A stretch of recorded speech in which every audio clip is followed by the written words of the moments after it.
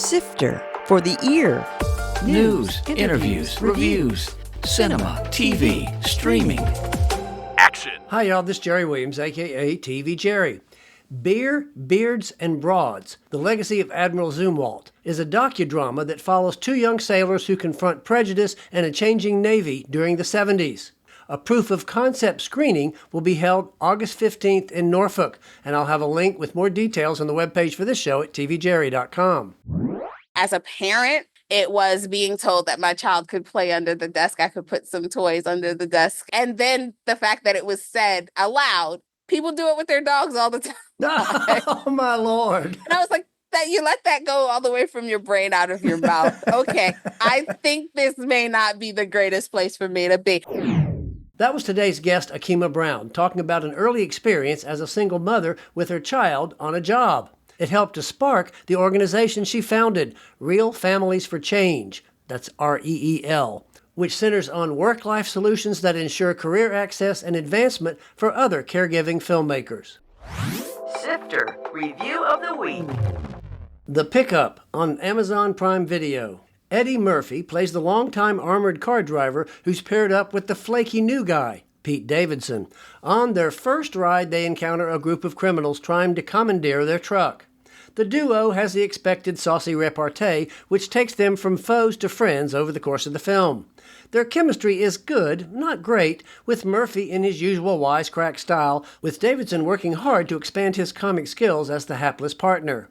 Director Tim Story's car trashes are spectacular and the film's best asset. The plot and the recovery of some of the villains borders on absurd, and there aren't a lot of truly funny moments. Even so, the energetic repartee of the two leads manages to make this movie passable without being memorable. I gave The Pickup 2 out of 5 stars. So, Akima, first of all, we're talking about Real Families, and that's REEL. Yes. Explain. So Real Families for Change is a nonprofit change agency. What we do is we not only champion, but help to create and normalize care-centered production strategies for film, television, and video game production workers. Now, what do you mean care-centered? Is that daycare? No. So what's interesting, when we say care, most people do think about child care and elder care, which is part of it. But care really is looking at physical safety, psychological safety. How do we ensure the well-being of people who are working on these productions that often have very long days or that somehow are working in treacherous conditions? Or, what is leadership thinking? Are they prioritizing or favoritizing certain people for positions or, that kind of thing? So we think about what does it look like to actually take care of one another when we are doing this and doing this work, because it does take a team, it takes a village to make anything in the screen media industry. And so how do we take care of each other while we're doing so? Now, I want to get deeper into some other information, but can you give me an example up front of like a really dramatic example of where y'all helped with somebody or an issue or something where that was, Real Families for Change made a difference? Absolutely. We have a lot of conversations with film commissions because film commissions know people want to go where they feel like they're going to be taken care of best. And so Delaware, Georgia, Texas, California, we have had ambassadors on the ground helping people to build out legislation that where the incentives are actually talking about care, talking about family-centered, family-focused media, talking about the way in which we take care of folks with regards to time. Everyone expects production to be long, right? So 12, 14, 16-hour days. But what does it look like to actually make your day in 10 hours or less? And there are so many people that are doing it. How do we standardize that sort of thing? We've also had situations where we have helped productions to provide subsidies. So again, childcare, elder care. We help them to build that into their budget and make a case for it to show that if you have subsidies that are going to allow for parents and caregivers to be on your set, it's actually going to help bolster the success of your production on the other end. A little bit biased, but the data does show this. Parents and caregivers actually are very productive during their day. So most people think the opposite. Oh, they're going to be worried about who they're taking care of and how. But because of that, they are also thinking about how they can be most efficient and effective in the minimal time that they have. And so bringing parents and caregivers onto your set is actually going to bolster the productivity, which in turn bolsters the profitability. So we have helped to create subsidies that allow for parents and caregivers to be on set and stay in jobs. And a lot of times they end up getting promoted Oh, wow. because Wow. they are so effective and efficient at what they do. We try to be very practical and strategic about our support because we know when people think care, they often think, oh man, this is going to be such a big lift. This is going to be Yeah. so much work and Yeah. so hard to do. And it doesn't have to be. It can be quite simple and quite easy to make it happen. For example, like if you had a mother or a father, single mother or father, and they were working on a movie and they didn't have childcare or they were having trouble with their childcare, that doesn't mean they can actually bring them to the set and have childcare there, does it? Or does it? So that's the next big step. So I'll be very honest with you. What we have been talking about is what does it look like to provide on-site or near-site childcare where it's actually on-site. So there are models of this happening in Canada and the UK, New Zealand, and other places, Turkey, but we don't have anything like that quite yet in the US. It is a someday ambition for Right, RFC, right. but as of right now, those subsidies do provide line item allocations within a budget to allow for payouts to your production professional. So when you have your crew, you may provide them with a weekly stipend of $500 or so. We as an organization have given $1,000 a month just to try to help people to build the gap and things like that. But right now we don't have on-site and near-site childcare provisions, Right. but there is a model for it. And we do see other industries doing it. They're not 100% parallel. So we're trying to figure out how do we modify that a little bit so that it is applicable to the work we do and how we work, especially with like location transfers and all these different things. But someday that's the goal. Well, speaking of that, now I want to talk about your past because I know there's a little Virginia in there too. Oh, yes. But Surprise guest drop in. Melissa, welcome. Hi, Melissa. Hi, Jerry. Hi, Akima. Hi. It has been forever since we've chatted. I'm so excited to see you here. Thank you. Me too. You know I've been missing you. So, Melissa, you're executive director of Women in Film and Video, and they've been on the show in the podcast before. So, what's your connection with Akima? Obviously, she's a woman in film and video, but there's more than that, I hope. Oh, way more. I love having in my orbit people who are thinking creatively about how the media industry should actually be run to benefit the people who are doing the work. And Akima is definitely one of those thinkers. We've kind of collaborated on a lot of ideas that are coming out of Real Families for Change. And then how do we impact that within women in film and video? Because caregivers come in all shapes and sizes and genders and genres. One of the things that I enjoy with my conversations is we're really tired of using the wrong measurements of success. I need to have 7 million people at the opening night of my film. Grown-ups don't drop everything to schedule to go to a movie on opening weekend to see it, even though if it's a movie they want to see. So I think really thinking, what are some of those measurements of success that actually do work for the people who are making the media? What does pay look like? What do hours look like? You know, if we're being inclusive on set and we're being very aware of safety on set or a consent forward set, that has repercussions for everybody on set that makes it better. So those kinds of conversations are the ones that we would have regularly. Again, Melissa has been an exceptional thought partner in helping us to really tailor what does it look like to service, just because of the amount of work that WFIB does, that WIF does, looking at how do we actually service those who are making the media? How do we actually take care of the people who are doing this work? And so we get to really have a partner who is very practical in that space. And then from there, we can reverse engineer our applications to say, okay, this is what we are finding is actually, being said to be needed. Help us design it. Yeah. Not just, okay, so we're going to go create this, but now we have a pool of individuals who can actually support us with it. And we've had a number of volunteers come to us through WIF. We actually have a board member now on RFC's board who came to us originally through a relationship with WIF. So it's definitely, a symbiotic relationship that we have with the organization. I think they work well together too. Akima has been very data driven, but we can be very anecdotal driven too. Like, this is what we're seeing on the set. This is what we're learning here, because we also have national and international connections. Right. both where Right. people from this region work, but women in film and video, there are lots of us, and we're under these umbrella There are organizations. women all over the world, I think, aren't there? I think so. We are I all, think we're we all are over all the over the world world. at I, this I think point. we may even be the majority of I think individuals so. all over the Yes, you're world. right. But I think that part's very interesting too, that working at it from that direction as well, and then really talking about, well, what is a policy that would actually, what would that actually look like, and how would it actually work? We're getting a lot of stories, but let's see what the numbers are, because that's what we're going to be taking to legislators. That's what we're going to be taking to potential funders. And then we follow them up with those individual stories that have come in a Yes. different way. I appreciate you saying that, Melissa, because it brings to light something that we say here at RFC, which is stories, stats, and strategy is how we get to success, because we need to have all of the above. So a lot of times people will lean into story or they'll lean into the data and the statistics, but we say it's got to be the stories, it's got to be the statistics and the strategy. Now, how do we use this information to actually build a sustainable, meaningful, and effective solution for the people involved? And then once we've done that and we can actually see the impact from that, then we know we've been successful. Like that, Right. that's the key. So yeah, so thank you, Melissa, for saying that, because that's a huge part of the work we do. So, Melissa, is there an example you can think of that this has already started working or y'all are working toward at this point? A couple years ago, Akima did a fabulous program, and one of the speakers were intimacy coordinators.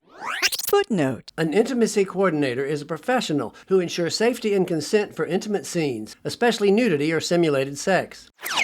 Thinking about that as a strategic piece, not, oh, I need them on Tuesday, which led me then to a woman named Wendy Berman, who focuses on consent forward sets. And we've done a program on that, and we've introduced that into our fellowships, which, yes, can include intimacy coordination, but it's a much broader framework for, does everyone on your set feel empowered to let you know what's going on? Do they know who they're supposed to go to if there's a problem?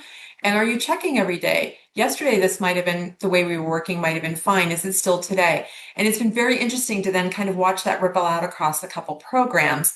And soon I think we will have statistics that start to back that up, because I don't know, Jerry, have you ever heard of a consent informed set before? Actually, I have not. I think it's very easy for the industry to say, we're hiring an intimacy coordinator and they'll be on set the day we need them. Well, no, that process has to happen much earlier so that the crew knows how to behave, so the actors know how to behave, so we all know what those pieces are. Yes, if you're in theater, live theater, you're probably not getting off work until 11 or 11:30 at night, because that's when the play ended that night. Yep. Is the public transportation still working for those people who that's their major way to get around?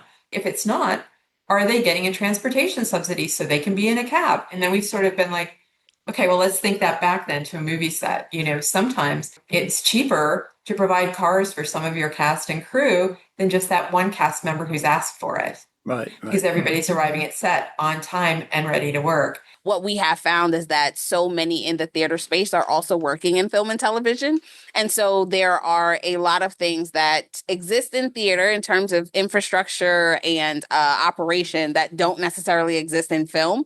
And so people often say, I can see the vast difference. And so what we've been working on, like Melissa said, how do we standardize those things? How do we build out those things? How do we replicate that? Modify it a little bit often, but replicate that so that it's also applicable into the film. Well, we do film, TV, and video game. So even the video game industry is a little bit different.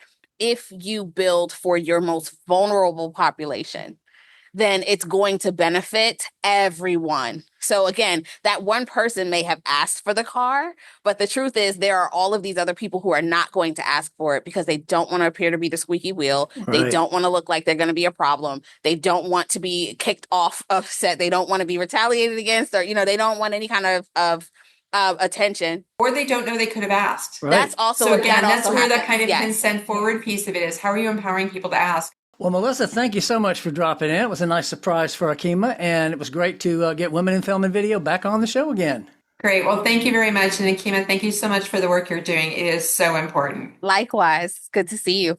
Bye. Okay, let's get back here. And as I hinted at before, I know you were born in New York. Yes. And now you're living in Delaware, but Virginia played in there somewhere. Where was the Virginia connection? So I actually attended film school in Virginia. I did my very first feature film in Virginia. I did my first television show in Virginia.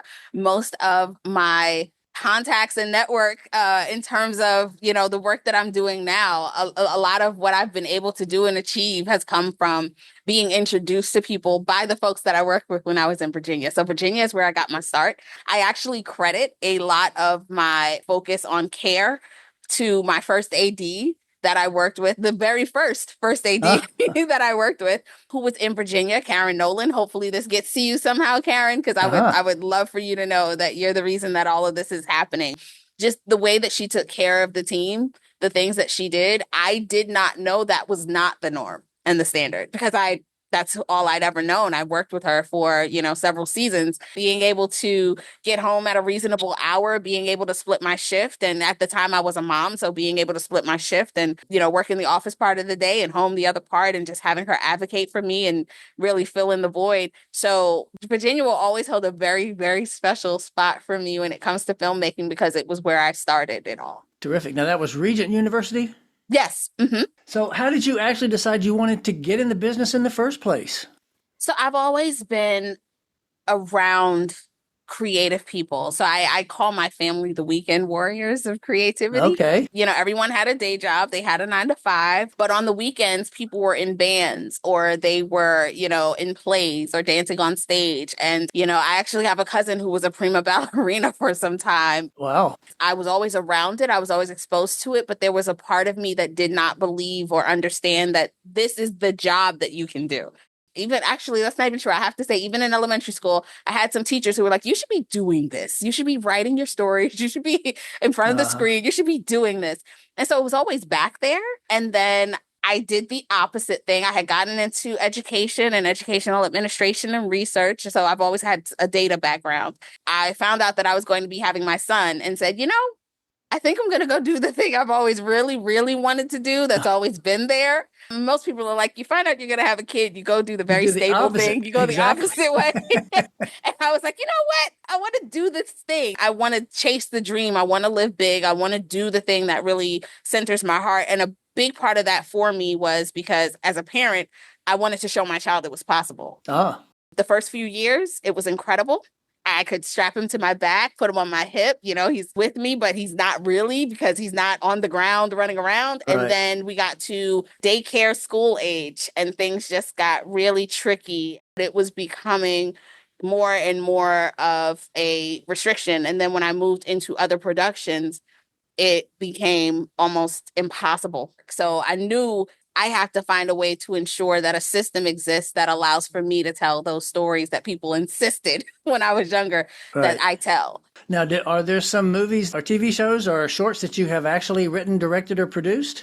Sure. There are the short films, some festival favorites that you may or may not have heard of and seen. One is Orange Morning, which is a political thriller, and the other is The Champion, which is actually about my experience with getting my son his autism diagnosis during the pandemic when everything was closed. Oh, wow. That also is a thriller in a sense, but not quite. It was a very interesting experience. And then also you may have seen In Lawfully Yours, which was actually done with Home Theater Films, which is Corbin Burnson's production company. And then A Haunting, which is where it was made in Suffolk, Virginia. So many people have seen that on Discovery Network. And I was actually a part of that. I got to do some casting, and then I got to support with a little bit of writing at one point. So that was really cool. Oh, great. I know you mentioned money earlier. How are you raising the money if you want to give grants to filmmakers, I guess, for them to support these issues? Where do you get that money? From all your vast wealth in your family?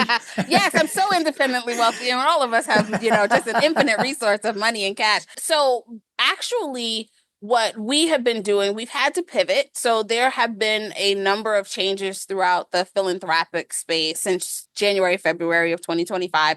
And people have kind of changed their priorities in terms of what it is that they're looking at. But in the past, we did a lot of partnerships with corporations and individuals. And so now we're looking at continuing those partnerships, but then also expanding into other partnerships. So many people now are very interested in media access, and that is a very big conversation taking place. And so because of the work that we do, we are very rooted in the media access space in terms Explain of what that means exactly. Sure. So media access is really all about who has not only access to media, but who also has access to making media, who is able to tell their stories, who has access to tell their stories. It can be a matter of the time resource, money resource, networking, gatekeeping, things like that. And so media access is a really big conversation that's happening right now because people want to know that they have access to free media. People want to know that there are storytellers getting to tell their stories and so forth.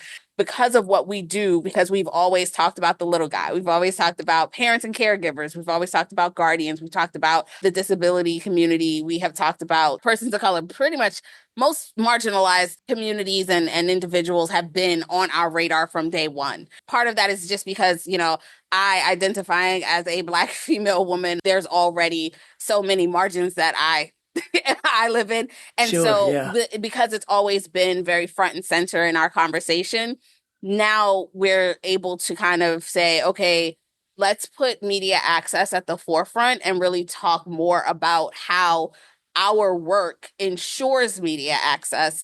And so we're finding new partners to work with around those kinds of conversations and being able to identify resource funders and not only capital resource, but also visibility, amplification, like even opportunities like this to come onto a show and talk to folks and talk about this is what we do. This is how. You'd be surprised how many people then are like, that's the thing I've been looking for and Wow. reach out and will donate. So, but that's how we try to find strategic partners who come on and are really interested in the mission, vision, and values of what we do. And you just said if people were interested. So if people are interested, if they have a question or a concern or they want to contact you, is the best way to go to the website? Absolutely. So we do have a contact form on the website. You can go to realfamilies.org/giving if you want to donate. And if you're interested in giving your time, you can go to that page. It's time, talent, what we call treasure, our 3 T's.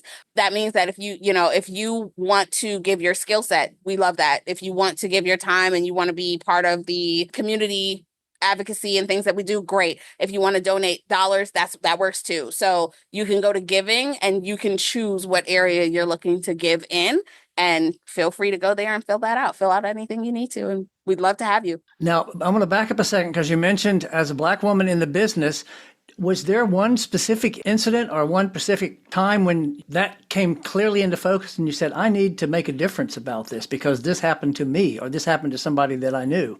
Oh, yes, absolutely. I mean, there are multiple in terms of, especially if you want to talk about me as a Black woman, there have been times where I was told that I wasn't necessarily, my voice wasn't necessarily a fit for a project. I have a degree from Spelman College. I have a degree from Emory University. And then I also have my terminal degree from Regent University. And so I have a very specific lens and framework from which I work when it comes to telling my stories. And I have been told that there's not really an audience for that. And, Oh, wow. because people are looking for more quote unquote street or whatever. And I'm like, there is an audience for that. And I can definitely speak to that audience. But there's also this other untapped community that is that's so hungry for seeing themselves on screen, and having to go in and actually have that conversation. A lot of times it's like, you know what, I would love for us to, and this is where the psychological safety of our framework comes in. I would love to be able to go into a room and ask 3 very specific questions and kind of gauge where people are in their understanding about cultural saliency and sensitivity, and know whether or not this is a space that's going to be safe for me. As a parent, it was being told that my child could play under the desk. I could put some toys under the desk, and people, and then the fact that it was said aloud. People do it with their dogs all the time. Oh, my Lord. And I was like, that you let that go all the way from your brain out of your mouth. Okay, I think this may not be the greatest place for me to be. Yeah. But I went, wow, the fact that someone not only thought it, but then said it, and then thought that it was okay because of who they were within the ecosystem for them to say it. We might need to do something about that. So yes, those 2 things have been very front and center for me in terms of like why I do this work. So one question I always like to ask everybody, when you're not working on Real Families for Change, what are you watching? What have you been watching lately on TV or movies or something? Oh my gosh. So I will be very transparent. At the time of this taping, we just lost the legendary Malcolm Jamal Warner. And so I have been going back and rewatching so many of his shows. The Cosby Show, Jeremiah, Malcolm and Eddie, The Resident, like just going back and just watching a lot of his work and just allowing my nostalgia to wash over me, to be perfectly honest. I also just finished George Washington Black, which was really, really awesome. Executive produced by Sterling K. Brown. It is definitely worth watching. I will say this, and this is all I'll say.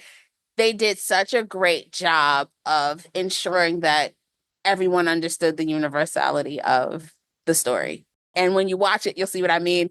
And I didn't spoil a thing. So yes, that's what I do in my reviews. Never include a spoiler. Footnote. Speaking of, I'll post my review of George Washington Black on the webpage for this show at tvjerry.com. Akima, I want to thank you so much. This was great. It was great to finally get a chance to connect with you and hear about your wonderful organization. And I will have a link on the webpage, of course, for all this so people can get in touch if they need to. Wonderful. Thank you so much, Jerry. I'm thrilled to have been here, and hopefully we can do it again. That was Akima Brown, founder and executive director of Real Families for Change, which centers on creating work-life solutions that ensure career access and advancement for other caregiving filmmakers. I'll have a link to her website on the webpage for this show at tvjerry.com. Coming soon. In theaters. Highest to Lowest. The latest from Spike Lee stars Denzel Washington as a music mogul who gets targeted with a ransom plot. Nobody 2. Bob Odenkirk is back as the mild-mannered accountant who was formerly a lethal assassin, and he's going to kick some more ass this time, with Christopher Lloyd and Sharon Stone. East of Wall. After the death of her husband, a young, tattooed, rebellious horse trainer wrestles with financial security while providing a refuge for a group of wayward teenagers on her broken-down ranch. Americana. Everybody's favorite blue jeans model Sydney Sweeney stars as a waitress who gets involved in the black market sale of a rare Lakota ghost shirt. Witchboard. This remake of the 1986 thriller involves the titular occult device that awakens dark forces, from the director of Nightmare on Elm Street 3 and The Mask. The Knife. The other thriller this week is about a young family and the repercussions of a mysterious stranger in their home. TV and streaming. The Twisted Tale of Amanda Knox on Hulu. This often-told story of arrest and exoneration is now a dramatized miniseries, with Grace Van Patten playing Knox and Sharon Horgan as her mother. Long Story Short on Netflix. The creators of the animated satire BoJack Horseman are back with a time-jumping animated family comedy. The Mag That Leads to You on Amazon Prime Video. Heather's European adventure takes a turn when she meets Jack with Madeline Klein and KJ Apa, from director Lasse Hallström. Hostage on Netflix. When the PM's husband is kidnapped and the visiting French president is blackmailed, they have to work together to uncover the plot that threatens them both. Night Always Comes on Netflix. A woman sets out on a dangerous odyssey to confront an event that happened in her past, starring Vanessa Kirby and Jennifer Jason Leigh. Peacemaker on Max. The new season from James Gunn, the creator of the new Superman film, has John Cena returning in this comic book action comedy series.